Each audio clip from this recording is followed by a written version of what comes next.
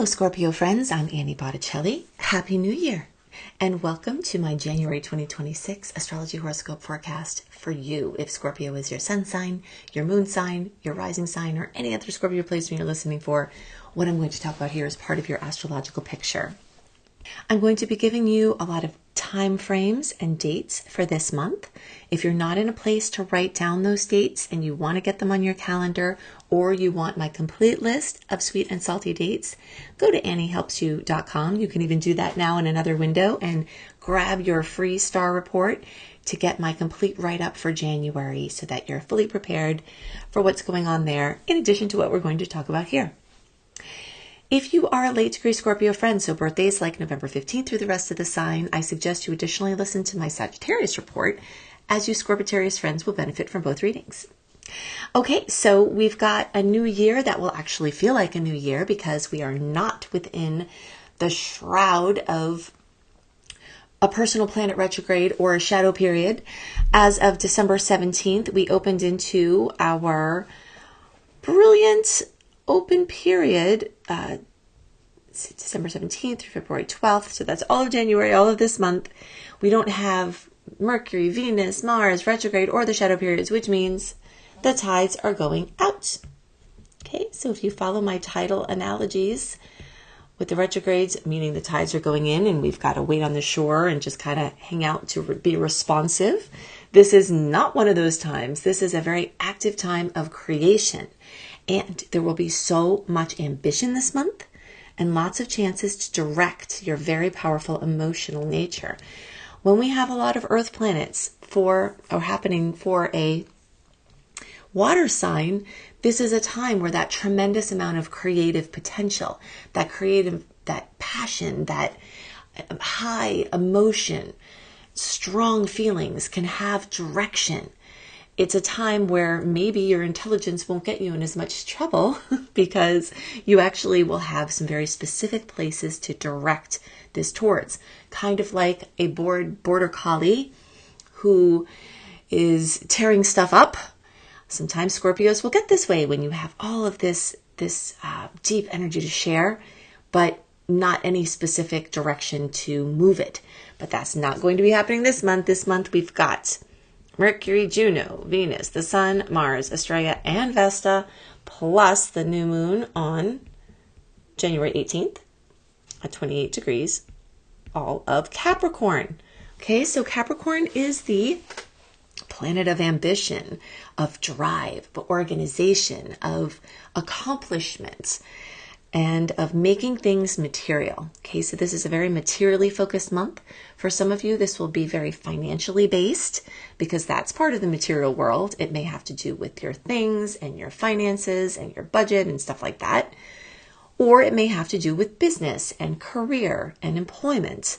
Or it may have to do with other ambitions that you have. Whatever way you climb that mountain, which is what the goat does, the Capricorn goat does, that energy is, you're feeling that at this time. And all of these planets, these transits, make a beautiful angle, I like to call the angle of opportunity, with your Scorpio placements. Okay, this is a very favorable angle, and the majority of the energetics this month, especially in the first half, are going to be very geared towards productivity, accomplishment, doing something with your ideas, making important purchases, sales, investments, buying big things, selling big things, engagements, weddings, big trips or launches, new jobs, moves. All of that has amazing energy because of the Cap placements and because the tides are going out. Okay. This month is kind of cool in the way that it very easily separates into the first half and the second half as far as the energetics. Okay. So this first half is very Capricorn strong, and that will linger a little bit into the second half as well. The first half of the month holds most of the salty aspects. A salty aspect is what I call it when the planets are not getting along and we have road bumps or disharmony. The stars are arguing, and we do have fewer of those aspects compared to the sweet ones, the nice harmonious ones. But most of the salty ones are concentrated in the first half of the month. So some of that can be offset, I think, for Scorpios in the way that for your personal placement, at least, even though those other angles are going on, you've got them in a nice angle for you. And even the main story of this opposition series, because Jupiter is just hanging out at 21 degrees of Cancer, and all of these planets that get late into Capricorn, which is going to be most of them here this month, are going to oppose Jupiter. Okay, so of all the oppositions of outer planets, Jupiter is kind of the easiest most of the time because it's the great benefic, it's the bringer of luck. So what happens when Jupiter is in retrograde, as it is, and all of these planets are making oppositions, it's pushing and pulling. It's making you have so much to do that you get overwhelmed. It's giving you so many options that you overdo. You may overcommit. You may be feeling so strong and so ready to get things done that you overpromise, you overcommit, you overschedule. So that's actually the biggest problem that you have to look out for in the first half of the month, is that you're going to be feeling strong, feeling rowdy, and you may box yourself into some things that later on you're like, oh crap, I shouldn't have done that. So just this opposition series here in the first half of the month is just saying, dial it back a little bit. You know, if you're going to go 100%, maybe dial it to 70%. You know, if you're making a commitment, if you're making a promise. I mean, you can put your efforts up past 100% to get things done and to be productive. But as far as your commitments for now and for the long run, just be aware of this tendency to overdo with this Jupiter opposition. Now, something that is ongoing but is accentuated at this time because of this opposition story is that Jupiter is seeking to expand your education. This is true from June 2025 to June 2026 and to July 2026, where Jupiter actually rules the ninth house, and for Scorpio, it will be moving through the ninth house. And as it's going through Cancer, it's seeking to expand things with your family and your home and your housing and real estate.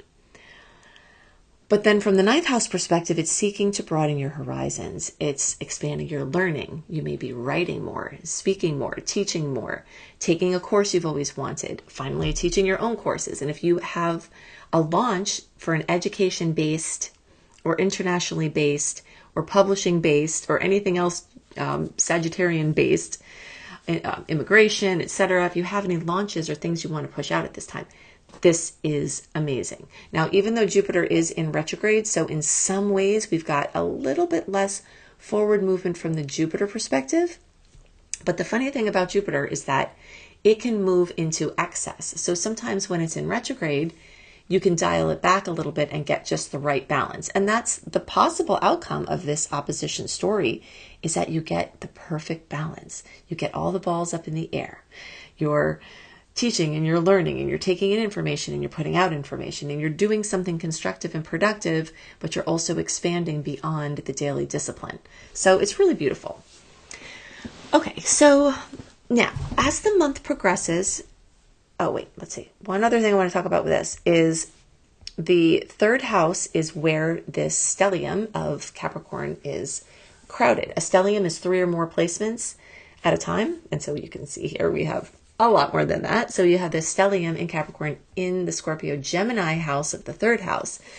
So this is accentuating mobility and communication. And you may get a new device. You may get a new computer. You may get a new car. And this would actually be a very good month for making those type of purchases, as long as you can afford the payment, because just remember the thing about overcommitting. So you're definitely standing ready for an upgrade to how you interface with the world, how you communicate, how you receive communication, how you speak, how you teach, how you learn, how you are mobile.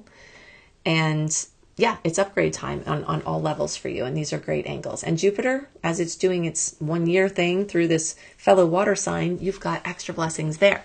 So this is really great, even in the midst of, some of those salty aspects in the first half of the month.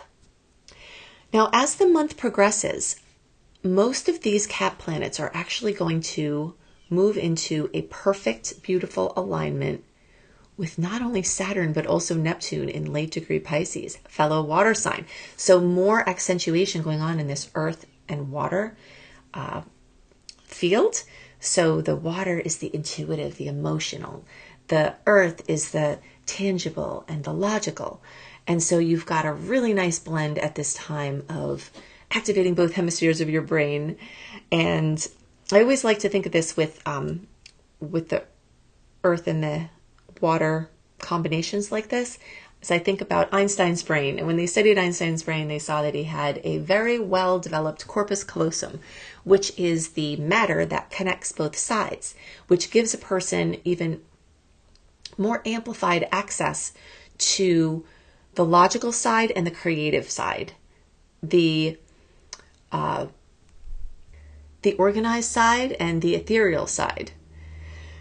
And so that's where his genius really came from, was being able to draw off of instinct or intuition and then put it into, some sort of practice or a framework or a theory or something like that. So that's the kind of energy that you have going on now. Now, in the long term, you've had Saturn moving through Pisces. It popped into Aries. So did Neptune, but now it's back in Pisces. So for a little while longer, you've got water energy in these placements. And this is all going through your 5th house of Leo, which is your passion projects, which is your romance, which is your children, which is your bucket list, which is your celebrations and hobbies and fun. So as all of these Capricorn planets come and make these beautiful aspects with the Saturn and Neptune placements here, it makes a lot more chance for your creative passions to come alive. This has been a long-term story for your creative passions coming alive. You may notice that creatively you may have been stronger or more productive in recent years, and these movements are part of the reason for that. And now you've got an extra boost of that this month. So don't be without your creative things. If you can put some time aside to make sure that you can be in your creative space, you will likely create something really, really monumental, and you could also launch that, whatever it is, during this time. So genius ideas put into form, launched in a wonderful way where the tides are going out so your efforts can go far and wide. All right, so that's really, really exciting. And so in the second half of the month, we've got a massive amount of sweet aspects, and a lot of them have to do with this Capricorn series of all these planets connecting in with these outer planets, Saturn and Neptune, leading both to the Saturnian form. Saturn rules Capricorn as well, so there's more of that. Determination, discipline, consistency. You're kind of on fire now at this point, and you're kind of taking your passions seriously and doing something very productive with them. And then Neptune, of course, is dreamy and idealistic and artistic, and so you've got all of that going. So some of your ideals can also be brought into form with this series of aspects. Some of these planets are actually also going to make that beautiful 60-degree angle with the transiting North Node, which is our areas of highest expression in this lifetime. So you may not only just feel productive on a more mundane level, you may feel more productive on like a life purpose level. And this month is very, very, very powerful for moving along your life purpose and really feeling on track.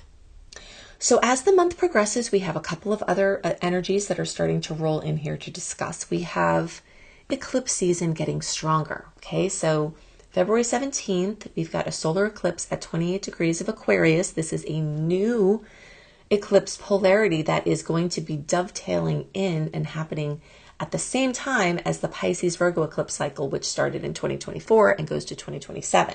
So February 17th, we've got a solar eclipse at 28 degrees of Aquarius. That series is going to activate your home and work sector from now until 2028. Okay, so you're entering a time where massive amount of change is going on in your work and home sector. And especially early degree Scorpios might say, are you kidding me? I've gone through so much transition in the last few years because Pluto has been squaring your early degree positions. So the earlier October born friends, 21st, 22nd, 23rd, 24th, 25th, even really all of the October born, you're feeling Pluto's pressure more. It has moved into a different sign for everybody, and there are opportunities and challenges for all the Scorpio placements. But you all in the early sector there really may have been getting shellacked. So for better or worse, the best of times, the worst of times kind of thing. But you do have more change ahead in home and family. And it doesn't have to mean the same types of changes that have occurred already, if there were difficult things that happened. But from now until as this Aquarius Leo eclipse cycle continues into early 2028, you're going to be shuffling around home, work, working from home, moving for a job, employment, business, trying to keep balance with the family, real estate. All of this is going to get shuffled around every 6 months for, this story that continues all of these years. Now, just to give you a little insight into this. Oh, one real quick thing. The reason why I'm talking about eclipses for February and March and January is because an eclipse season really begins 4 to 6 weeks, sometimes even more, before the actual first eclipse in the series. So that very well puts us into January. And for the second half, it gets even stronger. We'll talk more about the eclipses in February and March, but I just wanted to give you some of this insight because you will be feeling this energy. Things are looming, major changes that are happening and that you feel are happening or that are giving a little bit of notice that they're happening, but you don't really know how they're going to manifest. You will be feeling that, and I want you to understand why. Think back to early 2017 to early 2019 when we had this Aquarius Leo eclipse cycle before, and then think back to 2008, early 2008 to the end of 2009, and that's when we had a prior to that. So the types of changes that transpired in those periods of time, if they're related to home and family, may be the kinds of things that you see happen. Again, if something bad happened, doesn't mean it's going to happen again because there were different stars then than there are now. But there are some themes at play here that if you really pay attention, you'll notice this this quest for balance in home and work and expansion in both sectors.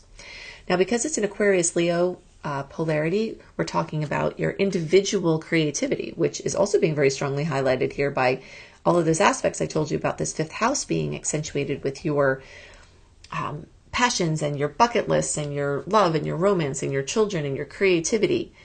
That's all a Leo thing. Leo's in the fifth house.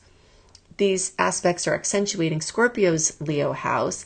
Now we look at the eclipse and it's a Leo Aquarius eclipse cycle. Okay, so we see this story of your passions versus Aquarius, the greater good or the group, your individual pursuits versus you working within a group or an organization or on a team or with a community or a bigger vision. So you'll see these storylines over the next years as well. Okay, so as the month progresses, we will have more planets in Aquarius, and they will flood your home sector. So home and family and housing and real estate in a short-term way are going to kind of breeze through with new information, things going on, a lot of family time, a lot of attention to homes and houses, really good time for renovations this month, really good time for repairs and being proactive and protecting your home. If you need a mortgage and you want to buy a house, this could be an amazing time for that. If you're trying to sell a house, this could be an amazing time for that as well. So the whole month is full of opportunities for those particular home and housing based things. If you're trying to work from home, that could also be great. Or if you're trying to get out of being home as much as you are and trying to get out a little bit into the world, that polarity is also activated.